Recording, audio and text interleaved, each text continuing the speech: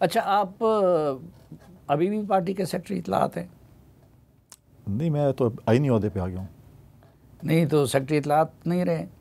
जब आईनी ओहदे पे आते तो पार्टी ने रिप्लेसमेंट करनी किसी और को ना। तो आईनी ओहदे पे फिर अगर मैं सेक्रेटरी आता तो मैं भी प्रेस कॉन्फ्रेंस कर रहा था पार्टी की उसके ऊपर। अच्छा, तो जब सेक्रेटरी इत्तलात आप नहीं रहे लेकिन आईनी ओहदा है, आप खुद कहते हैं, तो आईनी ओहदे वाला तो फिर सियासत भी नहीं करता ना, वो तो सबका होता है। मैं सबका हूँ, आपका भी हूँ।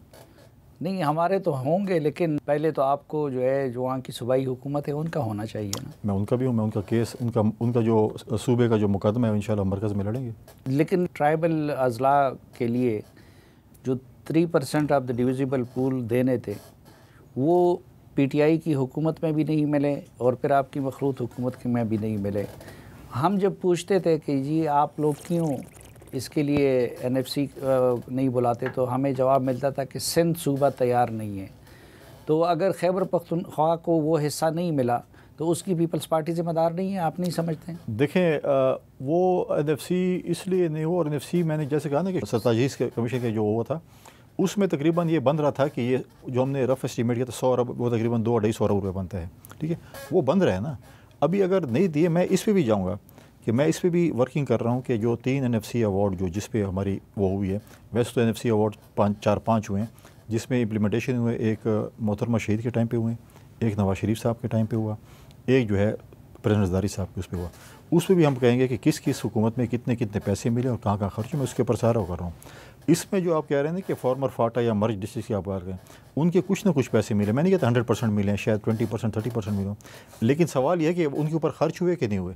कि अगर वो खर्च ऐसे है कि मैं लाऊं और मैंने सारे डी खान पे खर्च कर दिए फॉर एग्जांपल, या किसी और सीएम ने या किसी और उन्होंने लीडरों ने अपने इलाकों में खर्च कर दिए हैं, तो देखिए आज भी आवाज़ें अभी उठ रही हैं मर्ज डिस्ट्रिक्ट में कि अगर हमने मर्जर कर लिया है तो मैं आपको बता देता हूँ कि वो वहाँ पे नहीं लगाए गए, बल्कि वो अपने अपने हलकों पे लगाए गए। तो आप उसके लिए क्या करेंगे? आपके पास क्या इख्तियार है? नहीं, उसके ऊपर हम देख रहे हैं। देखिए, मैंने सब कुछ जो है अकॉर्डिंग टू द बुक करना है, रूल्स और रेगुलेशन के तहत करते हैं कि अगर आपने उस चीज़ पे लगाए तो क्यों लगाए हैं, और ये क्यों एक हेड से दूसरे हेड में। अगर वो चीज़ें आई हैं फॉर्मर फाटा के लिए या मर्ज डिस्ट्रिक्ट के लिए आई हुई हैं, तो उसको क्यों स्वात में या मर्दान में या डी खान में या बंदू में खर्च हुए। तो ये चीज़ें हम पूछेंगे ना, हम आवाम के सामने मुकदमा रखेंगे। लोगों को ये बताया जा रहा है कि हमें 1 रुपया भी नहीं मिला, और अगर मिला 1 रुपया मिला या 100 रुपये मिले, जितने मिला हम बताएंगे ये इतना मिला है, और इस भाई ने जो है इधर खर्च कर दिया है, और ये आपका कसूरवार है, ये आपका मुजरिम है। अच्छा, अगर पीटीआई और मौलाना फजलुर रहमान साहब और ये सब मिल के खैबर पख्तूनख्वा को बेस बना के इस्लामाबाद की तरफ आते हैं, तो आपने तो कह दिया कि आप उसका हिस्सा नहीं बनेंगे, तो क्या आप लोग रोकेंगे? देखें, लॉ एंड ऑर्डर जो है वो संभालना सूबाई हुकूमत का काम है 18वीं तरमीम के बाद, और मैं नहीं समझता कि मौलाना फजल रहमान ऐसे पॉलिटिशियन हैं जो इस किस्म के हरकत करते होंगे। पीटीआई से शायद आप उम्मीद करते हो, लेकिन मैं समझता हूँ कि ऐसी हरकत मौलाना साहब ने। पहली बात है कि मौलाना साहब का और पीटीआई का इकट्ठा होना भी एक बहुत बड़ा सियासी क़यामत की निशानी है मेरे ख्याल में। लेकिन सियासत में कोई हरफ आखिर नहीं है। जब हमारे साथ आते थे, जब शहज़ई साहब मौलाना साहब हमारे साथ आते, तो ये पीटीआई वाले कहते चमक के ज़रिया हैं, पत्नी क्या के इल्ज़ाम लगाते।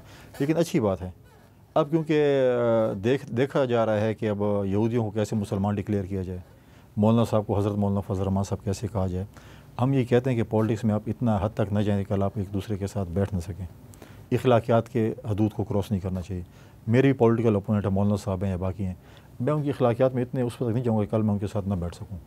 हमें पॉलिटिकल एक दूसरे पर तनकीद करनी चाहिए, लेकिन ये चीज़ें अगर अच्छी बात है अली अमीन गंडापुर और मौलाना फजल रहमान एक ट्रक पे होंगे तो हम देखते हैं क्या होगा। आप दोनों को करीब से जानते भी हैं, दोनों के साथ आपका हल्का भी मुश्तरका है, तो आपका तजुर्बा क्या बताता है कि पीटीआई और मौलाना इकट्ठे हो जाएंगे? पीटीआई और मौलाना शायद इकट्ठे हों, लेकिन अली अमीन और मौलाना तो मुझे नहीं लगता कि इकट्ठे हो सकते हैं। मेरा ज़ाती तजर्बा है, मैं भी गलत हूँ। हालात तो कभी भी किसी को इकट्ठा किस बुनियाद पे आप कह रहे हैं? गंडापुर साहब तो अपनी क़यादत के हुक्म के पाबंद है ना, तो जो करेंगे। अब पीटीआई इकट्ठी, देखिए अब मैं तो जब इंफॉर्मेशन सेक्रेटरी था मैं यही कहता था कि पीटीआई के 5 फ्रेंचाइज़ हैं। हम कौन सी फ्रेंचाइज़ को कहें कि अथेंटिक फ्रेंचाइज़ है, क्योंकि वो 5 मुख्तलिफ डायरेक्शन में चल रही होती है। एक लीडर साहब, एक उनका बयानिया होता है, दूसरे का दूसरा होता है, तीसरे का तीसरा होता है। ऐसे अगर पीटीआई इकट्ठी होती है और वो लीडरशिप की मानती है तो अली अमीन क्योंकि सूबाई सदर हैं तो उनको फॉलो करना पड़ेगा उस डिसीजन को। तो मैं उम्मीद करता हूँ कि उसको फॉलो करेंगे। और अब वो जो कहेंगे कि मैंने मौलाना साहब के मुतालिक जो कुछ भी कहा, देखिए जब प्रेसिडेंट ज़रदारी साहब प्रेसिडेंट बने थे पहली दफ़ा, उन्होंने रियासत की तरफ से बलूचिस्तान की आवाम से माफ़ी मांगी थी, हालांकि उनको तो कोई कसूर नहीं था, रियासत से गिरे थे। तो मैं ये कहूँगा कि वो इखलाकी जुर्रत का मुजाहरा करेंगे और मीडिया पे आएंगे कि जी मैं पिछली जो मैंने मौलाना साहब के मुतालिक जो भी गलत बयानात किए उस पर मैं माफ़ी मांगता हूँ और आगे हम ट्रक पे इकट्ठे सफ़र कर रहे हैं। और मौलाना साहब को भी मांगनी होगी ना, मौलाना साहब ने भी तो यहूदी मौलाना साहब ने तो भी कहा कि मैंने भी वजाहत नहीं की यहूदी, मैंने किस डेफिनेशन भी उन्होंने नहीं की, कह रहे मैं डेफिनेशन मुझसे किसी ने नहीं पूछी, आपने भी नहीं पूछी उनसे डेफिनेशन। नहीं, हमने पूछी है कई बार उनसे, और उससे पहले जो है उनके ख़यालात बड़े तलख़ थे, बल्कि हम उनसे ये कहते थे कि आप सख्त अल्फाज इस्तेमाल करते हैं। लेकिन मेरे ख्याल में मौलाना साहब ने उतनी बिलो दी बेल्ट बातें नहीं की हैं, उन्होंने इस किस्म की बात, लेकिन इन्होंने जो बातें पीटीआई के स्टेज से बातें होती थी या पीटीआई के नीचे वर्कर्स बातें करते थे वो इतने मतलब वो बिलो दी बेल्ट थी और बड़ी मतलब एक बेहूदी किस्म थी। अब मैं देखता हूँ कि पीटीआई के जो ट्रोलर्स हैं वो किस तरीके से उस चीज़ को साफ़ करते हैं और एक रिफ़ाइन करते हैं।